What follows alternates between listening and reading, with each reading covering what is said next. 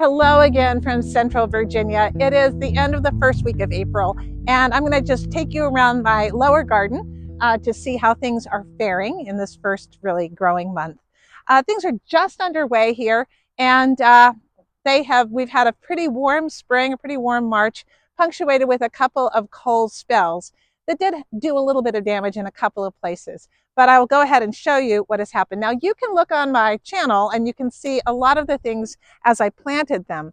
And so you can just take a look at the parsnips or the onions or the potatoes, things that I planted over the last month, and just see how they're doing and comparing today. As you can see, I'm operating one-winged, and that is because I took a double dose of my stupid pill earlier this week, and I slipped in on a wet floor in my bathroom, and I fractured my wrist, which is not going to be great for gardening season, but stay tuned to see how I muddle through.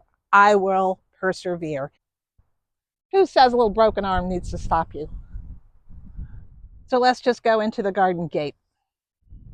You can look around and see that there are some things growing. Some things like those brassicas with the flowers have overwintered and they will be pulled soon, but I'm keeping all of the flowers in for the pollinators. So let's go ahead and start with the spinach in the foreground. These grow bags of spinach, were planted in the fall and they have been growing, and I've been eating off of them since about early March. They're really growing well now. Over here inside the rabbit fence, I have things mainly some things that overwintered that were planted, such as these red lettuces here. Oh, and this is interesting. This is chard that I actually cut down a few weeks ago, but it was planted last year and definitely it's coming back, so that's awesome. There are some onions planted, some overwintered arugula. Over here you'll see some winter choy.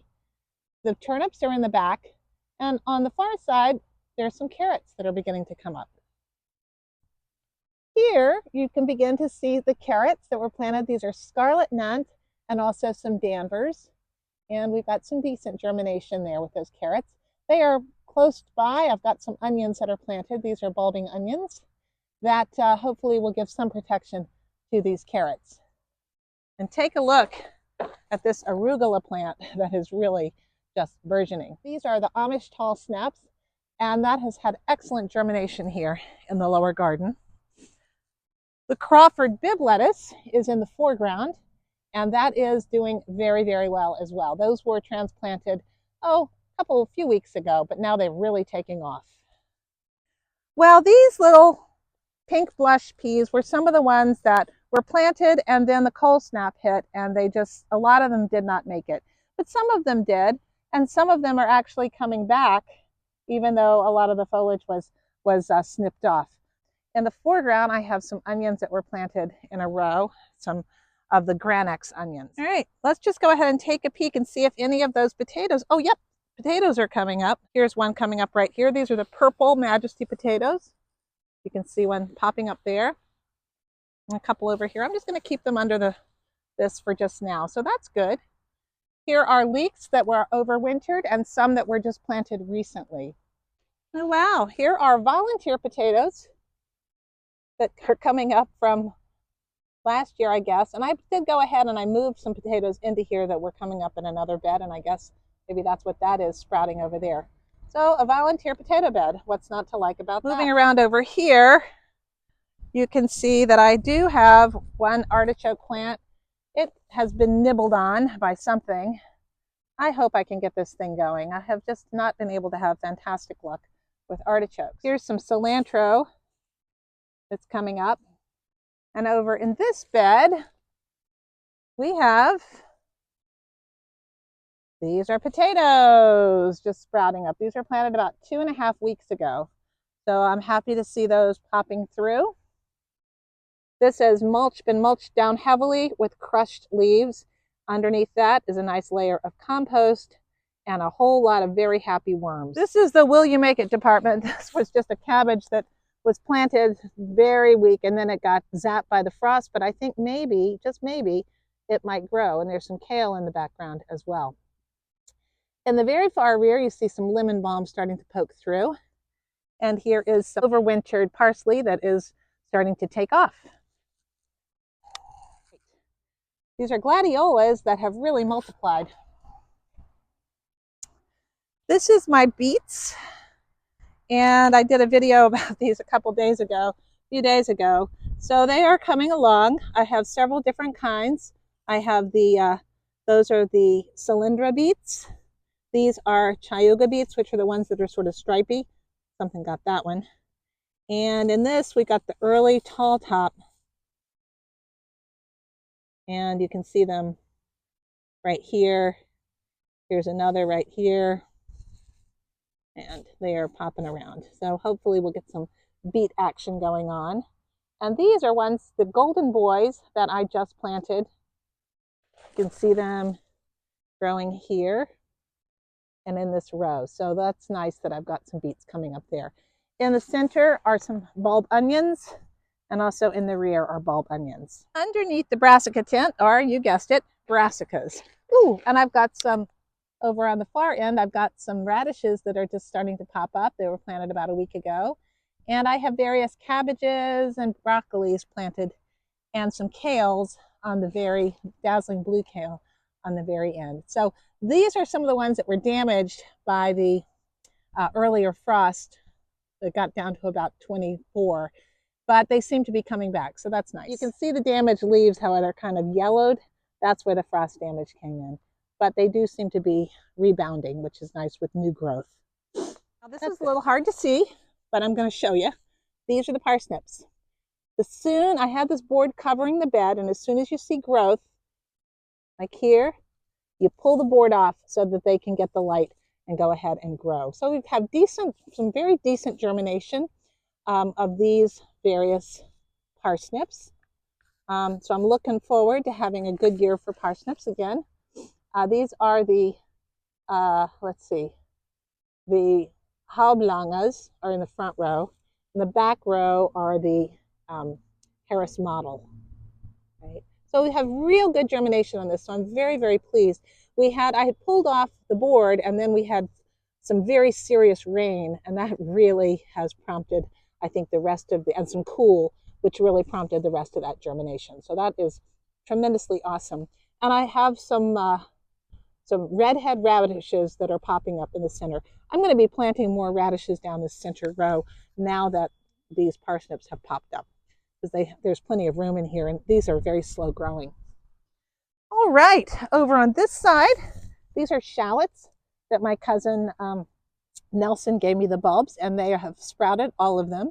And over here are the peas. These are Alaska peas, early Alaska English peas. So those are not the snapping peas. I've got to come in here and get a little system to corral them so they don't flop over on each other. They're not climbers, but they do get floppy. Nothing doing in here yet. There's some parsley that has been planted in here. But over here are the cosmic purple carrots that I did a video about planting in a grow bag. So they're coming up nicely. They'll need to get thinned pretty soon. They always say that for perennials, first they weep, then they creep, and then they leap. And this is so true.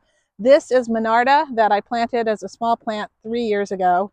This is its 3rd season, and it has really jumped out and is spreading everywhere. And that's just fine by me out here, because I want loads and loads of things. I have planted, this is a little echinacea plant that I grew from seed, and we have a patch of onions right here as well. So they seem to be looking pretty good there in that area. This long bed in front of me with the trellis at the end, I'm going to dedicate to flowers. I'm going to be putting some dahlias in here and some other flowers, gladiolas, and just have a big garden that I can cut from here. And I have another area where I'm going to end up growing my pumpkins from, I do believe. On the outside, I have some snapdragons that have come back, overwintered, and there are some onions planted there again. I have various perennial flowers that are coming up and showing themselves here, as well as over here. I've got a couple of other artichokes planted. One is getting nibbled down. The one in the foreground seems to be a little bit better. I've got potatoes planted over in that root stout bed, but they're not up yet. Moving right down the row were daisies. And this is a patch of oregano that I planted just from a very tiny sprig last spring, and it is really spreading. And I want it to spread on this outer part because that's going to help keep various things away. This is my garlic, one of my patches of garlic growing. And over here is my lavender patch. And I have added 4 more Munstead lavender plants. Right, you can see them here. And I've also planted some sage. Now, this is going to be an area that's just not going to get watered. It's going to, unless it gets super, super, super dry. And that's what I did last year. And these lavenders really seem to thrive in those conditions. And I think the sage will thrive as well. So looking out here, you can see my fruit area. I've got some young blackberry vines that I finally have pruned back and tied up. And I have 2 rows of the blueberries. I did a video on maintaining them. This is a little dwarf blueberry plant. And look at the pretty little flowers, blossoms on that. So that should give me some fruit this year. Then I have various other ones. I want to show you something exciting. This is that crazy potato bed with the crazy potatoes in that I put in. And it came out today, and lo and behold, we've got potatoes sprouting right here and over there. So at least we've got sproutage. We'll see what happens if they grow. You can see a video. You can see the video on how I made this crazy experimental bed using wood chips, very ancient garden soil, hay, and some compost and blood meal and all sorts of good stuff. And well, I got potatoes sprouting. One of my plans for this little exterior area, you see where I have that big grow bag. I'm going to go ahead and make a row of grow bags that will sort of help me make a boundary along here. And I'll be probably putting in a lot of things like eggplants because I did not find that the deer ate the eggplants last year. Here's another patch of oregano that I planted. The hops have not appeared yet, but they'll be appearing soon. And this is the passion flower vine that we'll see if it comes back. Some Monarda, my rose alley. So I have just begun and things will continue. Thank you so much for watching today. Stay tuned to see how the one-winged gardening season starts off this year. I did manage to get a spring green cast because, you know, seasonal. So, but hopefully I'll be back in business soon enough. But that's not going to stop me from gardening. No way. I am a no-dig gardener in Central Virginia. And this is my 5th year with this particular garden. It has been expanding each year. If you want to learn about no-dig gardening, how to create a spectacular garden just on top of a field or anywhere, you can see plenty of videos about how I did that, and I continue to do that. If you love to cook what you grow, I'll also throw some cooking videos into my channel as well.